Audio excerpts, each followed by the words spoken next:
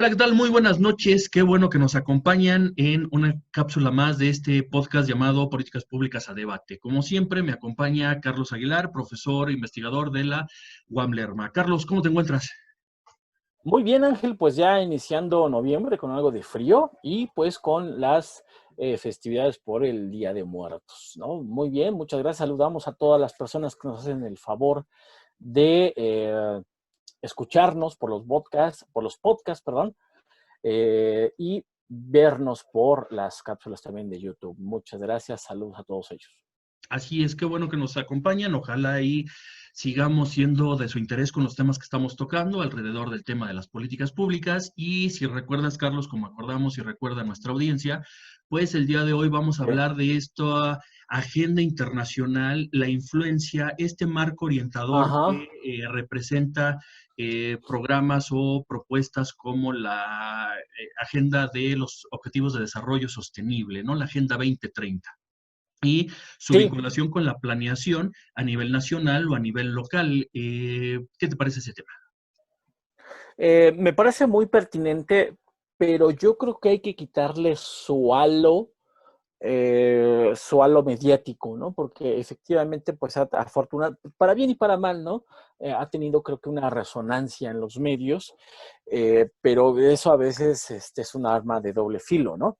Eh, eh, yo quisiera también, antes de abordar esto concretamente, pues asociar el tema. Por qué metemos este tema en un momento previo al diseño y en un momento como fue la semana pasada que hablamos de formulación, ¿no? Porque nosotros seguimos insistiendo, ¿no? Que el proceso de elaboración, de análisis de la política pública, tiene que ver no solamente con esto que es también muy vistoso, que es la evaluación, sino que también con el diseño. O sea, si queremos realmente programas, políticas, proyectos que funcionen, necesitamos irnos al diseño, ¿no? Necesitamos diseñarlos para que sean implementables, para que sean operacionalizables, para que tengan criterios de participación ciudadana, para que sean evaluables, ¿no? La evaluabilidad. Entonces, que tengan criterios de evaluabilidad y sean sólidos en esa parte. Entonces, creo que por eso vale la pena tomarnos unos minutos más en el prediseño, ¿no? Ya para posteriormente abordarlo, ¿no? Entonces, los marcos de orientación que se dan eh, en el prediseño, creo que cobran especial importancia si consideramos el tema internacional versus las agendas locales, ¿no? Entonces, yo creo que por allí, yo creo que ahí radica lo interesante, ¿no? Pues ya hemos comentado, Ángel, en repetidas y reiteradas ocasiones, por qué el tema internacional, pues es muy importante, ¿no?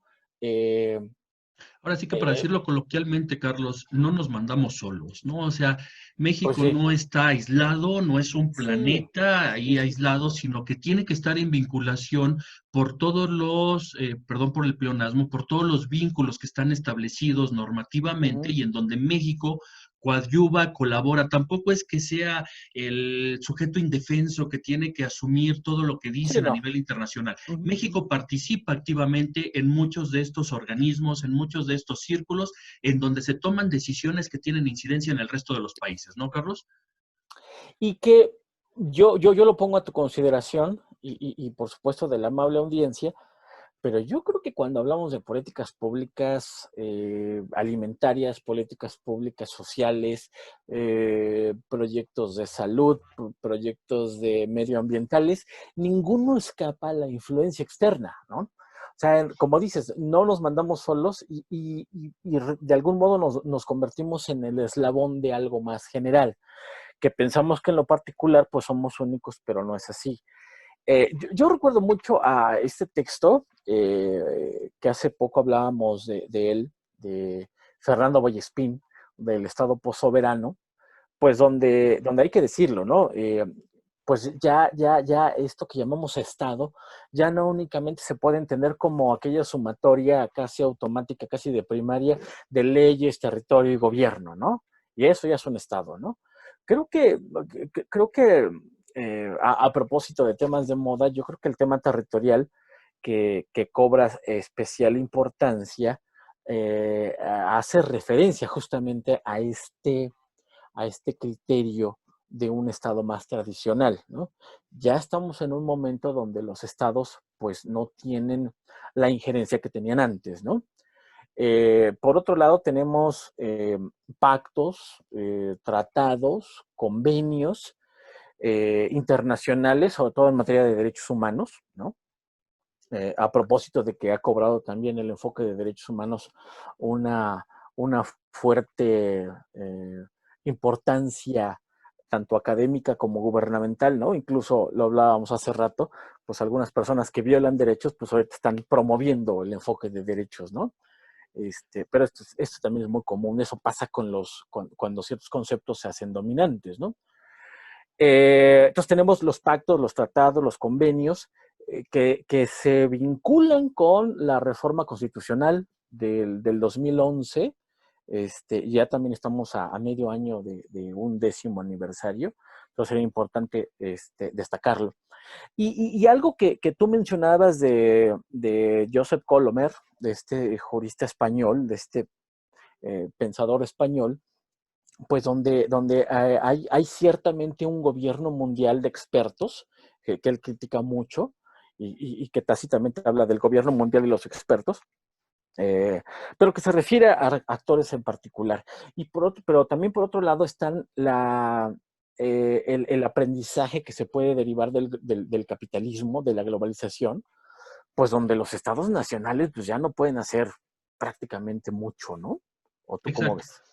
Sí, justo este texto que recuperabas de Vallespín, ¿no? El futuro de la política, donde nos habla del gobierno, del Estado postsoberano, donde nos habla de este enfoque, ese neologismo en ese momento. Ese libro lo escribe en el año 2000, o se publica en el año 2000, en donde empieza a hablar de este tema de la gobernanza, ¿no? No aquello que entienden ciertos políticos como gobernabilidad, sino justamente la Mm, compartición del poder, ¿no? Y que lo que dices de Colomer, cuando habla de ese gobierno mundial, en donde dice justamente que sí está bien, hay un grupo fuerte, sólido, el G8, el G20, en donde mm, básicamente en el G8 es donde se toman las decisiones para todo el mundo, pero justamente ahí hay una colaboración, ¿no? Tampoco es que sean estos seres malvados que están viendo cómo van a dominar el mundo, sino que mm, tienen ciertos vínculos con ministros, con presidentes de otras naciones, y que entonces es como se va conformando esta gran gobernanza de tipo mundial, ¿no? Dice Colomer, finalmente no es ese temor que podríamos de tener que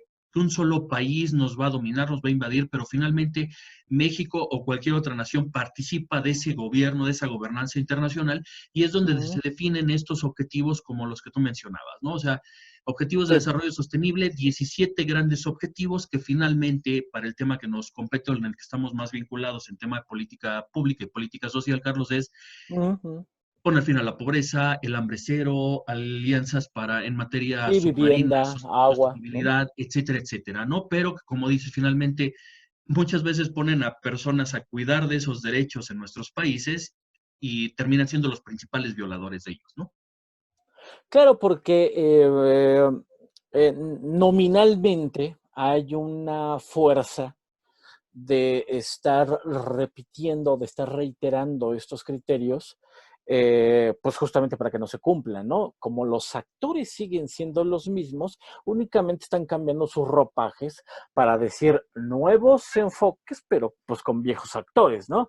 Aquí de lo que se trata, pues es de realmente hacer operacionalizable los nuevos enfoques. Eh, y creo que para eso tenemos una gama bastante amplia, hablando, recuperando los otros programas, ¿no? Cuando hablábamos de la, de la caja de herramientas, del Garbage Can Model y bla, bla, bla, de diferentes mecanismos. Me parece que ahorita la herramienta, la caja de herramientas internacional es bastante amplia, es muy rica y creo que con el típico nacionalismo mexicano, creo que no las hemos visto, ¿no? Está, por ejemplo, esto que decías de los 17 ODS, que tiene 169 metas, tiene un número determinado y bien establecido de indicadores, pero también está, pues ya habíamos dicho, diferentes pactos, convenios, tratados prácticamente de muchos temas, como son poblaciones callejeras, poblaciones migrantes, mujeres, tienen enfoque de niñez, de juventud, adultos mayores. Hay toda una normativa internacional que no nos estamos dando la tarea de revisar y Sí, que gracias a la reforma del 2011 podríamos estar ya incorporando a nivel nacional. Creo que el más efectivo en ese sentido sí ha sido la agenda ODS, pero no la única. Nada más quisiera mencionar algunas otras, como por ejemplo los acuerdos de París, como la Agenda Regional de Desarrollo Social Inclusivo, como la Agenda de Acción de Addis Abeba, en fin, y por qué no decirlo, no es un convenio de derechos humanos, pero sí es un tratado comercial, el TEMEC. Hemos exacto. visto cómo la política social, la política laboral va a estar determinada por el TEMEC.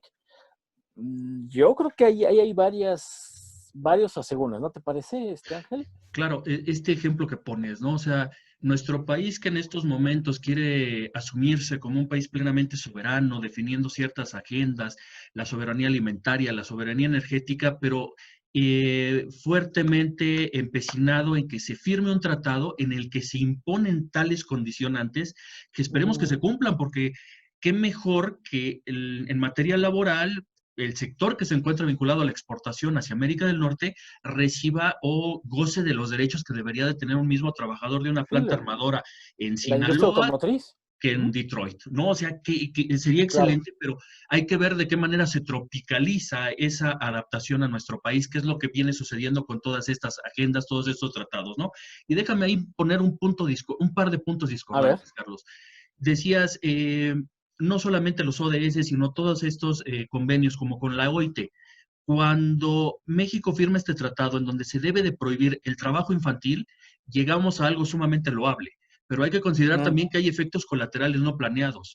Por ejemplo, se sí, prohíbe el trabajo infantil, se saca a los niños, por ejemplo, a los niños y adolescentes que estaban como empacadores en los centros comerciales donde lo de alguna súper. manera estaban cubiertos y ahora no sabemos en dónde están los niños que obligatoriamente no pueden dejar de trabajar porque tienen que aportar al trabajo. Entonces, también Sí, sí, ahí sí. hay que ver de qué manera se da cumplimiento a estos objetivos, pero de qué manera se tendrían que hacer operativas las políticas para no generar efectos colaterales que pudieran tener efectos más Ujú, perniciosos de lo que podría ser ese trabajo que se desarrollaba como empacadores en los centros comerciales, ¿no? Entonces, ajá. por ahí eso.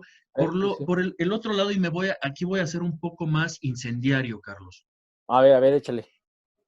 Decíamos, hay violadores de derechos humanos, ¿no? Y que se supone que lo asumen. El Con ejemplo, chambas de defensa de derechos humanos, ¿no? En oficinas de defensa de derechos. Sí, hay el varios, ejemplo hay más, varios. el ejemplo más claro, el Plan Nacional de Desarrollo de Felipe Calderón Ujú, recuperaba los hasta ese entonces objetivos de la agenda mundial, los objetivos del milenio. O sea, ujú, el principal violador de los derechos humanos en este país, en ese sexenio, donde pues ujú. desde entonces nos vemos en peligro de ser sujetos de un tiroteo o de que las Fuerzas Armadas nos tomen como un efecto colateral, como presuntos sospechosos, él Sí. traía en su seno un discurso de derechos humanos. Eh, ha sido tan importante que en materia de planeación, por ejemplo, los programas nacionales, los programas sectoriales, se ven obligados justamente a tratar de empatar sus metas con la agenda internacional. Y entonces tenemos este problema. Las reglas de operación, para nuestros Mm, amigos que lo sepan, las reglas de sí, sí. operación también deben de contar con un apartado en donde se diga cuál es la vinculación con las agencias internacionales.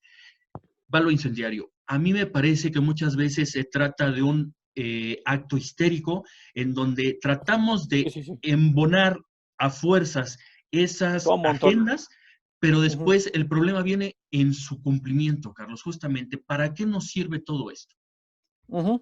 Yo creo que se da un fenómeno de amontonamiento, de apilamiento, como dijera Eugene Bardak, donde, bueno, ciertos manejos presupuestales bueno, en esta época hipermoralizada, donde la gente tiene que estar todo el tiempo diciendo las palabras precisas, las palabras que todo el mundo dice, ¿no? Por eso la doxa dominante siempre va a ser importante.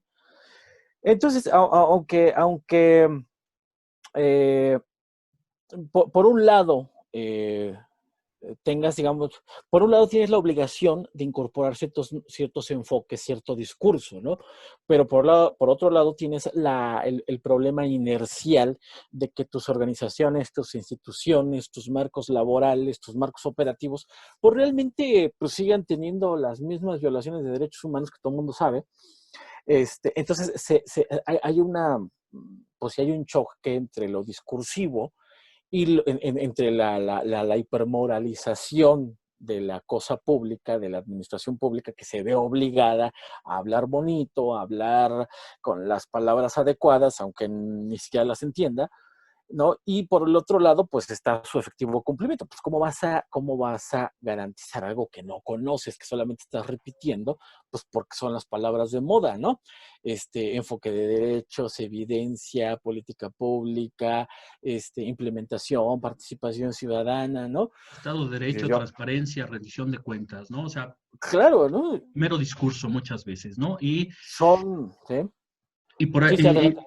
entonces tenemos estos dos, yo digo que tenemos estos dos polos. Por un lado, recuperar a rajatabla, querer embonar justamente las distintas agendas, a veces sin operación, o por el otro lado, querer vernos tan autónomos, tan soberanos, que, por ejemplo, el Plan Nacional de Desarrollo actual, el 2020, 2019-2024, quien lo quiera revisar, Bueno, se mencionan las palabras desarrollo sostenible, pero a final de cuentas no se recupera esa mm, vinculación con lo que está pactado con la ONU, ¿no? Entonces tenemos estos dos polos de sí, querer embonarlos o de plano decir, yo ni siquiera les hago caso. No sé qué sea peor, pero el caso es que lo que hemos visto, sí. Carlos, lo que hemos revisado en la operatividad de estos programas, en el diseño de estos programas, es que finalmente se quedan muchas veces en letra muerta, ¿no?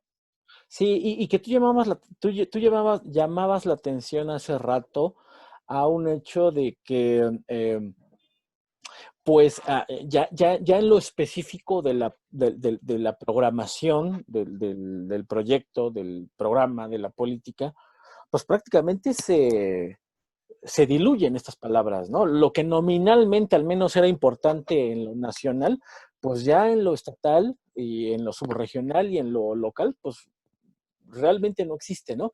Y yo creo que también aquí el tema es político, porque tenemos a un jefe del ejecutivo que, como tú ya mencionabas, pues por un lado hace alusión a estas cuestiones que también gustan mucho que tienen mucha receptividad, y que por eso lo dice, ¿no? Este, eh, el pueblo, lo nacional, tu discurso antiglobalización, yo no me voy a subir a un avión, yo no voy al extranjero, ¿no? Pues como que hace caldo de cultivo en esos nacionalismos más conservadores, ¿no? Pero que a la vez, pues como tú mencionabas, pues se ve obligado, digamos, a ciertas agendas internacionales que ningún actor político medianamente coherente, pues podría detener. Entonces, si revisamos las reglas de operación de los programas, si revisamos los planes nacionales y estatales de desarrollo, por ejemplo, pues vemos que ahí se da ese cortocircuito. Hay como que un amontonamiento nominal y en lo operativo hay como que un desconocimiento implícito, ¿no? Entonces, yo creo que faltan muchas cosas por hacer. Y de ahí entonces la necesidad de retomar pues, estos enfoques internacionales para rearticular previo a tomar una decisión sobre el diseño de una política, ¿no? Así es, o sea, no hay que soslayarlo, son muy importantes, qué mejor que se pudiera cumplir, aunque a veces parecieran una entelequia, ¿no?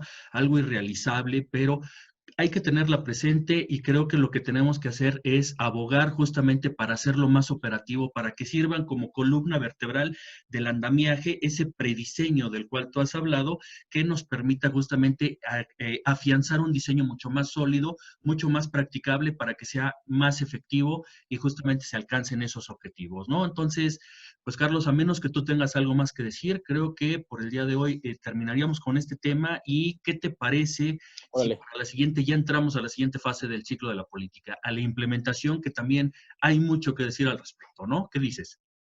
Muy bien, perfecto. Pues yo creo que es la hora de abordarlo. Y creo que pues toca un poco de diseño y un poco de implementación, ¿no? pues ahora sí cómo pasamos de los dichos a los hechos, ¿no? Y cómo hacer efectivamente garantes todo este tipo de cuestiones, ¿no? Me parece muy bien, me gusta la Bueno, idea. pues ya acordamos tema, ojalá y la audiencia nos pueda seguir, estamos en Facebook, estamos en las distintas plataformas por podcast, estamos en YouTube, ojalá y nos puedan ayudar a compartir este espacio si es que todavía les parece Denle like, importante y ¿no? entretenido, ¿no? Carlos, pues Así cuídate es, mucho, pues no salgas a pedir calaverita, ya tengo el disfruta, disfraz, ya lo tengo, pero pues sí, disfrutemos en no, no voy a familia, poder. ¿no? Sí, sí, sí. Recordemos en Así. familia y pues nos vemos hasta la próxima. Saludos. Nos vemos pronto, hasta luego. Saludos a todas las personas que nos ven.